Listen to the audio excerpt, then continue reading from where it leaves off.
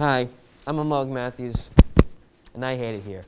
Last week, every television network held a surprise election run of The Bachelorette as two old white guys vied for the affection of a nation on the brink of collapse. I watched the whole thing, and it kept me up for days as I theorized with every news anchor about what the ending was going to be. Who would get Georgia's rose? Would Pennsylvania betray her lover for a past lover? Can one Nebraskan farmer really make a difference? As with every run of The Bachelorette, the fans can get pretty passionate about their favorite man. So naturally, businesses across the country boarded up their windows because someone's going to riot. It's really just a matter of it's people fighting for their rights or fighting to take those rights away. The problem is, everyone's ready to riot, but they've got this guy who's counting the ballots in every important state. Counting. It's the one thing Emerson students and Republicans both dislike. In fact, Trump's tantrum of the week revolved around the very subject. The slow counting in some of these swing states made me think it must either be a Trump supporter or a toddler in charge. His whole hashtag Stop the Counting is based on the idea that votes shouldn't be counted, which is, in case you're confused, what an election means. Donald, I hope you know that if they stopped counting votes when you asked them to, you would still lose. Didn't little Donnie learn that good things happen to those who wait, or in this case, the same thing that happens to those who wait? Now, we talked a little last week about the Electoral College, and I'm not really a fan, but it does give some states the attention they never get from their parents. The middle child states, if you will. 51 weeks of the year, no one gives a shit about Nevada unless it's like a group of white moms hitting up Vegas to celebrate their 20th, 21st birthday. But this election week, Nevada let her hair down and took off her glasses, and all the popular states realized that she was actually pretty beautiful. I've personally thought about Nevada more this week than the entire rest of my life combined. The apocalyptic state of this country is throwing everyone for a loop, unless you're a reasonableist from the planet Zorp. This election started out bleak, with Florida almost flipping, because Twitter and myself collectively reached for our liquor cabinets. Not that I have one in the W. Increasingly difficult for Democrats to win in statewide. So I think the Biden, you can feel the hopes and the dreams of our viewers falling down, and you can hear liquor cabinets opening all across this great land. For those of you that played a drinking game on election night, I really hope you didn't actually take a shot every time they say the vote was too close to call. If you did, please ask, why are they showing EIV at the hospital? I'm with that. As big of a night as this was for America, it was an even bigger night for John King, who tried to set a new record for the longest time standing up, taking the spot of all the black people that tried to vote in Texas. But he could never beat legend Steve Kornacki, who sources say is still chained to the Kornacki cam. I hope Anderson Cooper gives them both a nice foot massage. If not Steve Kornacki, I'd love to do it. He pulled out all the stops, going into crazy hypotheticals, like my overthinking ex. You see, Anderson, if Trump takes Michigan and then Biden takes one district in Nebraska, then now we own Canada. Boom! It was a big night for map-touching news guys everywhere. So big that some people even took to reporting on them instead of the election. Now over here, this screen-touching map guy, he could touch Nebraska, or maybe he doesn't. We don't really know yet. We do have an idea where his hand is going to head. Probably somewhere on that screen. It's really too early to call. Journalism majors, including myself, can only hope that our tuition will result in such success like Steve Kornacki. John King's mother has never been so proud of her little boy. It was always his dream to touch all of America, and this week, much like my childhood friend who died of cancer, he got his wish. At least he used it on something slightly less stupid than a trip to Disney World. Like really, Rachel, so basic. Make a wish. Okay, I'm about done talking about John King's beautiful hands. Scroll the teleprompter. America, much like my therapist tells me, it's time to move on. Between the spells of depression and the weight gains that I can only assume affected about all of the Emerson's population, you probably found some time to reflect upon yourself. Maybe you even began to reflect upon those around you that are like you, particularly of your own generation. I'm, of course, talking about Generation Z, or Gen Z, or as COVID so aptly call us, Zoomers. Also dubbed the I generation by multiple analysts, we are, of course, the internet and technology natives who have created many things in our very short time here on Earth. Those include making wide-scale social media movements politically viable, furthering discourse on sexuality, and normalizing buying an old iPhone for thousands of dollars just because it has Flappy Bird on it. Yes, us Gen Zers are a little strange, but we all know it. But maybe it isn't totally our fault. In terms of politics, at least, Business Insider stated that Zers often get their motives and preferences from the millennial generation. It makes sense. Millennials are an outspoken generation. Despite being born before the ubiquitousness of the smartphone, they still use the power of social media for good reasons. Arguably, millennials have had one of the toughest eras of coming of age, which saw them endure 2 terms of a Bush presidency and a recession that occurred before many were heading into the job market. At the time, we thought the Great Recession was a once-in-a-generation, hell, maybe once-in-a-century economic disaster. As anxious and unsettled as maybe I've ever felt. How am I gonna make enough to really feel comfortable, or, just to make ends meet at that point? I just felt really betrayed by the system. By contrast, we were projected to have it a bit easier. We were supposed to come of age in a halfway decent economy with lower unemployment rates, which begs the question, why are Zers so upset right now? Well, there are a number of reasons. First off, it's very hard to generalize a whole generation of people, and besides, available data into Gen Z in terms of voting politics is actually quite young. Second, we got this little thing called COVID-19, which totally shook the rug out of us Zoomers. According to the Pew Research Center, half of Gen Z teens between the ages of 18 and 23 reported someone in their household losing a job from the pandemic. It's very sad, which should send more shockwaves down your back than getting super liked on Tinder by that sweaty guy from the used car dealership. Both very sad things. The future is totally uncertain as we enter an era not too unlike the mid-2000s, which is going to see a lot of service sector industries entering a strong period of job losses. Though we're the most educated generation, if some major changes in terms of policies or the market fail were to happen, 73% of Zoomers who graduate will have major student debts and will be running into big issues. But if there is some silver lining to any of this, at least from what my grandma tells me, us Gen Zers are PC snowflakes who just love to conform. In other words, most of us are on the same page with all this job and politics stuff, right? I gotta say is Trump 2020. I look like paying an extra 33 in tax for Biden. Oh my God. Jesus Christ. Yes, that's right. The anime-loving Neopet generation has a burgeoning right-wing movement, and its population is far more than the cultural behemoth that is Lil Pump. However, don't use the Gucci Gang rapper as a prime example.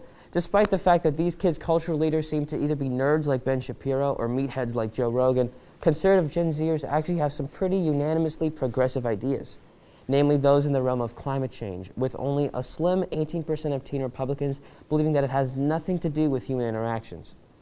But does this forgive teen Republicans from some of their more controversial or borderline evil ideas? No, of course not. But it does beg the question if older Republicans are either going to try and indoctrinate the younger generation with older ideas and attempt to change their views to not have their party phased out or completely overhauled. As Ian Stevens, a 22-year-old Republican and Biden vote stated, quote, "I just think we're going to have more ideological, and we agree that certain things are more important issues, regardless of your partisan identity." Gen Z's beliefs in diversity, equality, and social justice are likely to guide them for decades, pushing the Republican Party to either embrace a more inclusive, possibly libertarian message built around social and economic freedoms, or lose with increasing regularity. Even the Democratic Party has some work to do when it comes to appealing to common Zoomer ideologies. It seems as if Gen Z is unsatisfied with what either party has to offer. So much so that groups and organizations have been formed in an effort to push political agendas that support the resolution of dire political problems. However, neither Democrats or Republicans are in a rush to resolve. Gen Z GOP is an example of one of these, recognizing that while Zoomer population is mostly liberal-leaning, being confined to the Democratic Party is not something they are happy about. The Director of External Affairs for Gen Z GOP expands on this, saying, quote, "There's an opportunity for expansion. If people are no longer content with identifying as Democrat, Democrats may not have all the policy solutions that Generation Z is looking for." It seems that the past 2 elections has left the youth of America rather disappointed in what world leaders and values each side of the political spectrum is pushing. This is going to be my first ever presidential election. It's a very big one. This November, I'm unfortunately going to be voting for Biden and Kamala. That was not my first choice. Do I choose this bitch She was incarcerated. So many people who look like me, and the ones especially who don't look like me? Or do we go back to the Cheeto who has run this economy into the ground, has made sure to be as racist openly as possible, to have allowed a global pandemic to take over our lives when other countries are already returning back to normal? So this begs the question, what is the future of partisanship in America? With each political party trying to appeal to Gen Z, will there be more of a political middle ground? It seems as if this generation, while still dealing with political divide, is starting to become more unified. 53% of Gen Z Republicans also believe that the government could do more to directly solve certain issues. The ideologies and Zers in each political party are becoming similar, with an emphasis on improving the government and the world. How is this possible? Social media may be the answer. Growing up in a world where there are multiple platforms to spew information in various forms of media at lightning-fast speeds creates a world where ideas can quickly become universal knowledge. It's easy to influence entire generations' view on a topic or public figure this way. Katie Foster, a right-leaning college student in South Dakota, stated, "Social media has the ability to take out a snippet of an entire presidential speech and give you 30 seconds to 2 minutes that can completely sway someone's opinion on that candidate." While being easily influenced by the information being spread across social media can be problematic, maybe it could become a useful tool in unifying the next generation of leaders in a divided country. With the right motivations and a focus on sharing truthful information, maybe social media can help Gen Z create a better political party system that can unify a country suffering from political unrest. Lately, it feels like the world is weighing heavily on our shoulders, like a weighted blanket. But instead of shielding you from anxiety, it's like a caged arena where anxiety beats the crap out of you. Between online school, the impending countdown of climate change, the joke of an election, and the pandemic, I think it's safe to say, bro, Gen Z fucking lives. Let's talk about mental illness issues Gen Z has had to face. Despite Claire's great one-on-one date that promoted how helpful therapy isn't accessible for everyone, and COVID limits accessibility for mental health services even more. The annual Stress in America survey, which collects data from people across all demographics of age, race, gender, sexuality, they found that the environment in which young people are being shaped in preparation for adulthood is making them increasingly more anxious and depressed. But this begs the question of why is it that this new generation is having so much difficulty with the world ending? Uncle Sam would say, pull yourself up from the bootstraps. Oh, and join a war or something. But I digress. Bay Area psychologist and gerontologist Kate Ditchwald hypothesized this. The uncertainty of a job path, the uncertainty of the gig economy, flying through your life without certain benefits, the absence of savings. Seniors said they're more worried about Alzheimer's than getting infected with COVID-19. Those in their teens through their 30s say the pandemic has caused a mental health decline. 37% among Gen Z, 27% of millennials, but only 15% of boomers and 8% of the silent generation. We don't realize that some of the most valuable assets to have within oneself is maturity, is perspective, a little bit of wisdom, and most definitely resilience. Thanks, Ken. I hope Barbie is doing well in her mansion with her thousands of jobs to support you and her. Ken highlights a good point, though. It's not just the present getting our panties in a bunch, but the promise or lack of our future. COVID also brought alcohol, drugs, and Animal Crossing into my life. Despite Isabel being an amazing addition to my role model list, nearly 8 in 10 of Gen Zers state that the future of their nation causes them stress, adversely affected by the rise of far-right politics. 62% are stressed by rising suicide rates. Information is at our fingertips, but it's all so exhausting. Even with the 3 a.m. dopamine searches on Twitter, Instagram, or whatever social media platform of the night you choose to jack off to at 3 in the morning, the combination of infographics, fake Ray-Ban promotionals, and the occasional funny 4-panel comic is all so overwhelming. Professor Emma Adams stated that we must work to provide social, emotional, and mental health support to this generation while providing much-needed financial assistance and educational work opportunities for youth. Both comfort now and hope for the future are essential for a long-term well-being of this generation. I need comfort, Professor Emma. I'm still somehow a student of pandemic. Animal Crossing is slowly losing its appeal. I said what I said, America. and I can't even fit into my Primark sweatpants anymore. All I wanted for the holidays is a weighted blanket and a Switch so I can play the Chaotic Goose Game. I just want to play the Chaotic Goose Game. It used to be that when you step on a crack, you break your mama's back. But in the year 2020, Gen Z has realized that there are far too many cracks to avoid along the broken sidewalk that is America. Thanks to the pandemic and thanks to this rundown country we all inherited, all these cracks have been further revealed, showcasing the broken system that is the United States. But is there still a chance to fill in these cracks in the pavement? Could the Gen Z generation finally be the ones to mend our broken down society? Well, maybe. Let's not get too ahead of ourselves. After all, the well-being of a generation needs to be tended to before we decide to go full-on YA novel Maze Runner rebellion mode. So before we decide to summon our Newts and Minhos, those are Maze Runner references for you 5 gladers out there, what methods are recommended to benefit ourselves and those around us? I would certainly never think that there's something good about a pandemic. However, I do think that people recognizing that a lot of people's mental health is not okay and being willing to talk about it is something that we've been working for. Now, Michelle is 100% correct. And while we shouldn't relish in the fact that none of our mental health is okay, it is nice to know that nobody's alone during this dreaded period in life. It may be comforting for some to know that many, to nearly all of us, aren't living our golden years right now, and that's okay. After all, there's a reason musicians like Elliott Smith and Radiohead are loved by nearly everybody at Emerson College. Sometimes all we want is to wallow in our own self-misery, and if the darkness found through Simon Garfunkel's lyrics or the beauty found through Jake Paul's new hit single makes you feel better, then God damn it, don't let anyone stop you. But are there any actual steps or methods that should be taken to help out Gen Z generation? Well, to those dealing with their own mental health issues, it's rather difficult to fix any problems by yourself. Most of the time, you need someone by your side, being your support system throughout the worst and most difficult times. Because of that, this now goes out to all the mommies, mommy bloggers, dance moms, supportive dads, and teachers for all ages.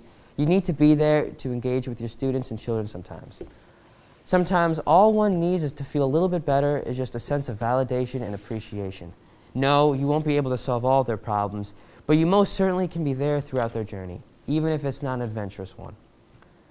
But if none of this happens to work, always know that they can find solace through the welcoming presence of the internet. This way, you don't have to do any of the work yourself. Just have them visit the wondrous election distractor brought to us by our good friends at the New York Times. Good thing is that the little fucker lost.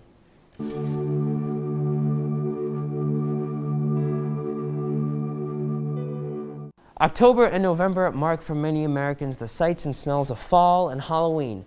But for the Mexican community, though, it marks a day of remembrance in the form of the Day of the Dead. The holiday dates back 3,000 years ago by rituals by Mesoamerican communities like the Aztecs of the Naha. The celebration was based on the belief system of life being cyclical and death being an unavoidable part of it. In other words, what your friend who buys spirituality books that he never reads was saying on acid the other night. But you know, real. Well, on the day itself, ofrendas, or a table with offerings and pieces of remembrance, are made in order to make a spiritual bridge to past ancestors. I think it's pretty obvious that the holiday is a pure and beautiful expression of not only Mexican heritage, but also people we have lost, which makes it a true shame that the Trump administration totally spit in its face.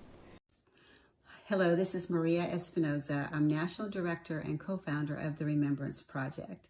I'd like to thank President Donald Trump for officially proclaiming the first Sunday in November as the National Day of Remembrance for Americans killed by illegal aliens. Yes, on the 30th, before we knew his fate, our favorite Mexican-loving president made an official White House press release to declare November 1st, El Dia de los Inocentes, or the Day of the Children, to be a national day of remembrance.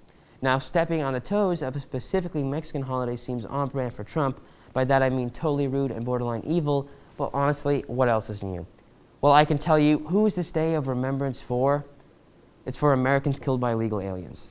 This isn't just beating a dead horse, folks. This is beating a dead horse after it's been cremated, put into an urn, and then accidentally dropped on the floor. They really beat that horse. Trump has sent the Mexican community so far back, it's truly hard to believe. Take this recent Fox News article detailing how Americans are still somehow unaware of the problem that is illegal immigration. What? I've had 4 years of some of the most alarming and horrid news about how our government treats immigrants. And they've treated them so poorly, and then you have the audacity to write that illegal immigration is unknown, like it's something we should be upset about. Well, guess what? I'm not. And all immigrants who are trying to better themselves in America deserve respect no matter how they got here. What's worse is that these so-called angel families, like Marianne Mendoza, whose son was hit and killed by a drunk driver who also happened to be an illegal immigrant, are so incredibly appreciative of these racist actions. Mendoza's son's death is horrible. No discussion there. But to say that is more of an issue on immigration and not drunk driving is so racist, I don't even think it can be argued. So let me put it one way. We all know where your motives lie. Luckily, many bit back on Twitter. User Buddy Hinton said, quote, "Finally, a holiday for the people that were here first," and attached this picture. Nice. So what can we do from here on? Well, let's lay out the facts. This January, Trump will be out of office, and there is hope that enough people will be aware of this shitty holiday that Biden will just kill it off. But who knows?